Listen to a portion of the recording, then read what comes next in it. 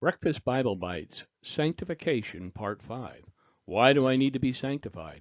If I sound like a broken record on the subject, it is because I am aware of how little the doctrine of lifelong sanctification is taught, or it is ignored, misconstrued, or taught incompletely, even though biblical sanctification is essential to our Christian saving faith. We have previously read in 2 Thessalonians 2:13, but we ought to thank God always for you, brothers and sisters, loved by the Lord, because from the beginning God has chosen you for salvation through sanctification by the Spirit and through a belief in the truth. To fully understand this, we need to take a little side trip. Let's first begin by defining the word lapsarian. It speaks of God's order in the creation, which will eventually result in a holy people with whom he desires to call family and is willing to spend an eternity with as our adopting Father.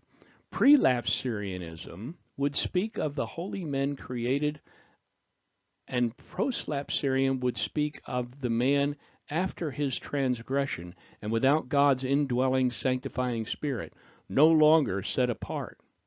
The theological dissertation, led by an inquisitive theologian, once asked Martin Luther, if it's all true, then what was God doing before he created the world? And Luther quipped, and replied, he was busy creating a hell for foolish theologians who would try to answer such questions. So what is the doctrine of sanctification?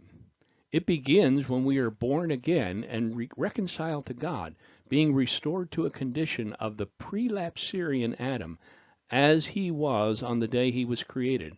As you well know, Adam was created in the image of his Creator, body, soul, and spirit, a free-willed man as pure as the driven snow, at least until he used his free will to choose to subvert God's will, and God withdrew his righteous spirit. Let's paraphrase, or let me paraphrase Romans 5:12 through 21.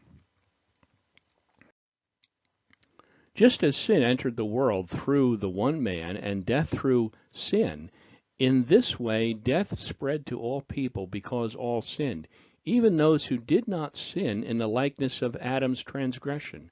Adam is a type of the coming one before his fall, and the gift is not like the one man's sin, because from one sin came judgment, resulting in condemnation, but from our many trespasses came the only gift that could solve our reconciliation dilemma through Christ, resulting in justification. Since by the one man's trespass, post-lapsarian Adam, death reigned through the one man, how much more will those who receive the overflow of grace and the gift of righteousness reign in this life through the one man, Jesus Christ? So then, through one trespass there is condemnation for everyone. So through one righteous act there is justification, leading to eternal life for those who are willing to receive Christ's propitiation. Now, propitiation is a big word, but it fully describes the monumental act of our redemption and reconciliation and should be a part of every Christian's vocabulary. Tomorrow we'll touch more on this.